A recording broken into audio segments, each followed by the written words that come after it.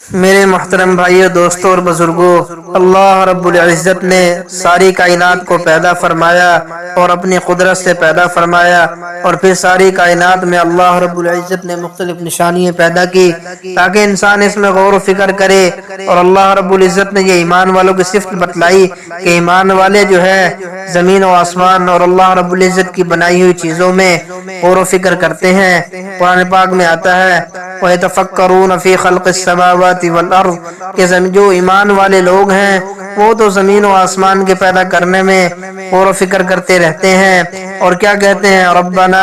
ما خلقت هذا باطلا، کہ ہمارے رب نے یہ بے فضول اور ایسے کھیل تماشے کے لیے نہیں پیدا کیا، کہ بلکہ ہر چیز کا اللہ رب العزت نے ایک مقصد بنایا ہے۔ تو میرے بھائیو دوستو، اللہ رب العزت کی ایک بڑی نشانیوں میں سے نشانی یہ بھی ہے، اللہ رب العزت فرماتے ہیں وَمِنْ آيَاتِهِ أَنْ خَلَقَ لَكُم مِّنْ أَنفُسِكُمْ أَزْوَاجًا لِتَسْكُنُوا إِلَيْهَا وَجَعَلَ بَيْنَكُم مَّوَدَّةً وَرَحْمَةً، فرمایا میرے بندو، میری بڑی نشانیاں ہیں دنیا میں، ان بڑی نشانیوں میں سے ایک نشانی یہ بھی ہے کہ میں نے تمہیں میں سے تمہاری بیویوں کو پیدا کیا۔ بیوی کو کس لیے پیدا کیا؟ اس کا جواب بھی اللہ رب العزت نے اس آیت میں ارشاد فرمایا لِتَسْكُنُوا إِلَيْهَا، تاکہ تم دنیا میں رہ کر ایک پرسکون پاکیزہ زندگی گزار سکو، دنیا میں رہ کر ادھر ادھر نہ منہ مارو، بلکہ فرمایا کہ بیوی میں نے اس لیے پیدا کی تاکہ تم نکاح کی شکل میں ایک بہترین پرسکون زندگی گزارو۔ وَجَعَلَ بَيْنَكُم مَّوَدَّةً وَرَحْمَةً، پھر تمہارے درمیان ایک محبت اور مودت کا رشتہ قائم کیا تاکہ تمہارے آپس میں لڑائی جھگڑے نہ ہوں، ایک خوبصورت زندگی بسر کر سکو۔ تو میرے بھائیوں دوستو، اللہ رب العزت نے اتنا بڑا فضل فرمایا ہم پر، اور اللہ کے نبی صلی اللہ علیہ وسلم نے ارشاد فرمایا کہ دنیا کی سب سے بہترین عورت کون سی ہے؟ صحابہ کی محفل جمی ہوئی تھی، آپ علیہ الصلوۃ والسلام نے صحابہ سے پوچھا تو کسی صحابی نے کچھ بتلایا، کسی صحابی نے کوئی صفت بتلائی۔ اتنے میں حضرت علی رضی اللہ تعالیٰ عنہ کسی کام سے گھر تشریف لے گئے تو حضرت فاطمہ رضی اللہ تعالیٰ عنہ پوچھنے لگی کہ خیریت سے آئے ہو؟ فرمایا کہ فلاں کام آیا ہوں۔ پوچھا کہ کہاں سے آئے ہو؟ فرمایا کہ ایسے مسجد میں مجلس لگی ہوئی ہے اور آپ علیہ الصلوۃ والسلام یہ پوچھ رہے ہیں۔ حضرت فاطمہ رضی اللہ تعالیٰ ابھی تک فیصلہ نہیں ہوا، فرمایا حضرت فاطمہ رضی اللہ تعالیٰ عنہ فرمانے لگی کہ میں تمہیں بتلاؤں کہ دنیا کی سب سے بہترین عورت کون سی ہے؟ آپ نے فرمایا جی ضرور۔ تو حضرت فاطمہ رضی اللہ تعالیٰ عنہ فرمانے لگی کہ دنیا کی سب سے بہترین عورت وہ ہے کہ جو خود بھی کسی غیر مرد کی طرف، غیر محرم کی طرف نہ دیکھے، اور نہ ہی کوئی غیر محرم مرد اس کی طرف دیکھے۔ حضرت علی رضی اللہ تعالیٰ عنہ یہ سن کر محفل میں تشریف لائے اور آپ نے فرمایا کہ یا رسول اللہ، میری اہلیہ نے بات بتلائی ہے کہ دنیا کی سب سے بہترین عورت یہ وہ ہے کہ جو خود نہ کسی غیر محرم کو دیکھتی ہو اور نہ ہی کوئی غیر محرم اس کی طرف دیکھتا ہو۔ اللہ اکبر۔ اللہ کے نبی صلی اللہ علیہ وسلم نے ایک یادگار جملہ ارشاد فرمایا، آپ نے فرمایا فاطمہ بضعۃ منی، کہ فاطمہ تو میرے جگر کا ٹکڑا ہے۔ اللہ اکبر۔ میرے بھائیو دوستو، کتنی یادگار اور کتنا یادگار جملہ آپ صلی اللہ علیہ وسلم نے ارشاد فرمایا، اور حضرت فاطمہ رضی اللہ تعالیٰ عنہ نے بات ہی ختم کر دی اس پر کہ سب ایک جامع اور معنی جملہ ارشاد فرمایا کہ دنیا کی سب سے بہترین عورت وہ ہے۔ ہمارے معاشرے میں یہ کہا جاتا ہے کہ مرد کے ذمے پردہ ہے، عورت کے ذمے نہیں ہے۔ میرے بھائیو دوستو، مرد کو تو اللہ رب العزت نے عورت کے بارے میں کمزور بنایا ہے۔ اگر عورت بھرپور پردہ کرے، شرعی طور پر پردہ کرے، تو کسی اللہ کی رب کعبہ کی قسم کسی مرد میں جرت نہیں کہ وہ اس کی طرف نظر اٹھا کر دیکھے۔ عورتیں خود جو ہے مردوں کی نظریں خراب کرتی ہیں، اسی لیے اللہ کے نبی صلی اللہ علیہ وسلم نے ارشاد فرمایا کہ آخر زمانے میں ایسے بدترین عورتیں پیدا ہوں گی کہ جو کپڑے پہننے کے باوجود ننگی ہوں گی۔ صحابہ نے فرمایا یا رسول اللہ وہ کیسے؟ تو آپ نے فرمایا کہ ایسے کپڑے پہنیں گی کہ جس میں سے ان کے جسم کے اعضاء جھلکیں گے۔ میرے بھائیو دوستو، آج ہمارے سامنے ہے، تو اس لیے ہم کوشش کریں، ہر جو ہے ہم میں سے ہر مرد کوشش کرے کہ اللہ نے مرد کو سربراہ بنایا ہے، تو اس لیے مرد کے ذمہ ہے کہ اپنے گھر والوں کی خبر گیری کرے اس بارے میں، اور ان پر جو ہے اس بارے میں سختی کرے۔ ہاں، ہمارے ذمہ یہ نہیں ہے کہ زبردستی کروایا جائے، لیکن ہمارے ذمہ بات بتلانا ہے، محبت سے پیار سے سمجھانا ہے، باقی اللہ پر چھوڑ دیں، اللہ رب العزت سے مانگتے رہیں۔ تو میرے بھائیو دوستو، اور اچھی عورت اور بہترین عورت کیسے بنا جائے، اس کے بارے میں اولیاء اللہ نے، اہل اللہ نے کچھ صفات بتلائی ہیں کہ نیک بیوی کی سب سے پہلی صفت یہ ہوتی ہے کہ اس کے چہرے پر حیا ہوتا ہے۔ سب سے بنیادی بات ہے میرے بھائیو دوستو کہ حیا ایسی چیز ہے جو انسان، اور خاص طور پر عورت کا، تو عورت تو حیا کے بغیر عورت ہے ہی نہیں۔ عورت جو ہے حیا سے ہی بنتی ہے۔ اذا لم تستحی فاصنع ما شئت، آپ صلی اللہ علیہ وسلم نے ارشاد فرمایا کہ جب حیا نہ ہو تو جو چاہے کرو۔ کیا مطلب؟ یعنی جیسے جانوروں میں حیا نہیں ہوتی تو وہ جانوروں کی طرح، درندوں کی طرح جو مرضی جیسے چاہے جہاں چاہے جو مرضی کر لیتے ہیں، لیکن انسان کے اندر میرے بھائیو دوستو، انسان کو انسان کیوں کہتے ہیں؟ کیونکہ انسان کے اندر حیا ہوتی ہے، انسان با حیا ہوتا ہے، انسان با وقار ہوتا ہے، انسان غیرت مند ہوتا ہے، بغیرت انسان نہیں ہوتا۔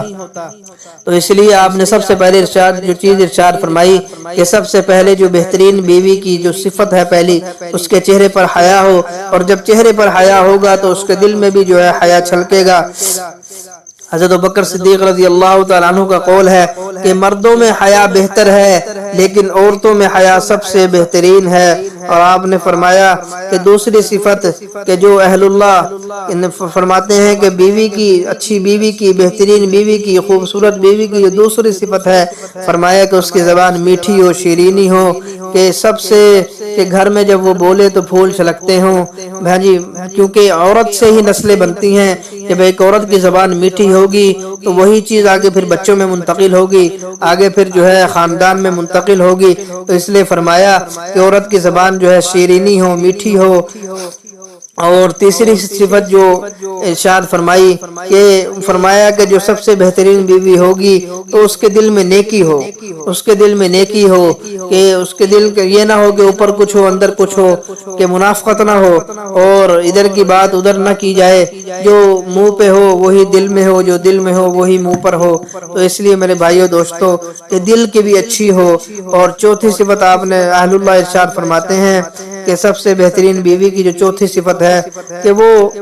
گھر میں کام کاج میں مصروف رہے، فارغ نہ رہے۔ جب کام کاج میں مصروف رہے گی تو پھر چغل خوری اور غیبت اور یہ ساری چیزوں سے محفوظ رہے گی۔ تو اس لیے میرے بھائیو دوستو انشاءاللہ جس عورت میں یہ چار صفات ہوں گی وہ دنیا کی سب سے بہترین عورت ہوگی۔ جیسے ہمارے ہاں جو ہے نا یہ کہا جاتا ہے کہ اچھی بیوی ہی ہو، بس اچھا خاوند بننا ضروری نہیں ہے۔ نہیں میرے بھائیو دوستو، اسلام جو ہے دونوں طرف سے بیلنس کرتا ہے۔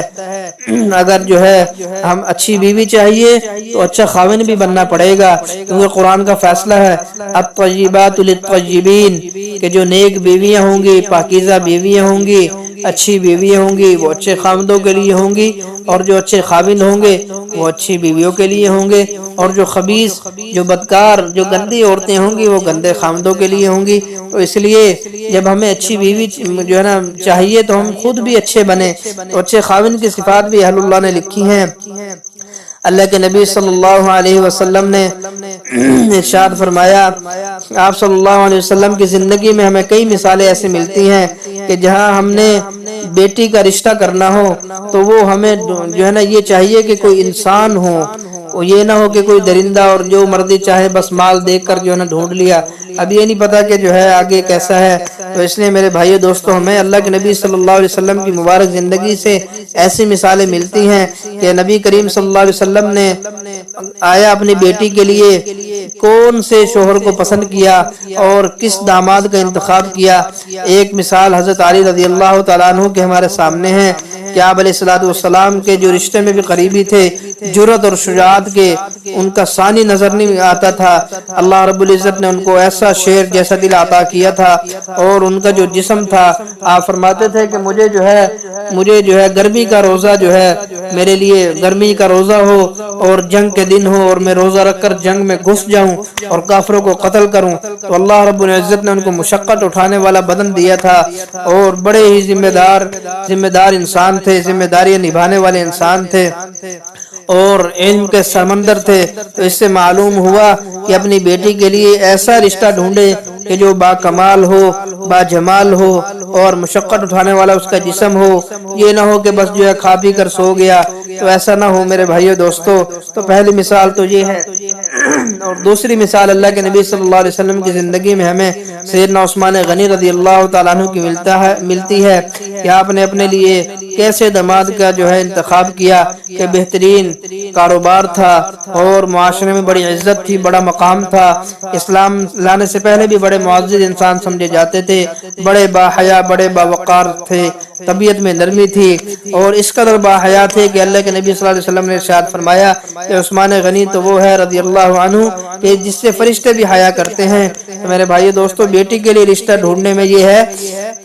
کہ ہم ایک باحیا انسان کو ڈھونڈے، اس سے بہترین مثالیں ہمیں کہیں اور نہیں مل سکتی کہ خاوند کی خوبیوں میں سے سب سے بڑی خوبی یہ بھی ہے کہ اس کا جو مزاج ہے وہ نرم ہو، کیونکہ خاوند کو اللہ نے گھر کا سربراہ بنایا ہے۔ للرجال علیہن درجہ، کہ اللہ نے مردوں کو عورتوں پر ایک درجہ عطا کیا، وہ اسی لیے عطا کیا ہے کہ اس کو گھر کا سربراہ بنانا تھا۔ مرد کی مثال ایسے ہی ہے جیسے بادشاہ کی ہے، اور عورت کی مثال ایسے ہی ہے جیسے ملکہ کی ہے۔ تو لہذا مرد میں جو ہے تحمل مزاجی اور بردبار بہت زیادہ چاہیے کہ چھوٹی چھوٹی بات پر جو ہے وہ ڈانٹ ڈپٹ اور گھر میں لڑائی یہ ایسے نہ ہو، معمولی سی باتیں، نمک کم ہے اس پر جو ہے نا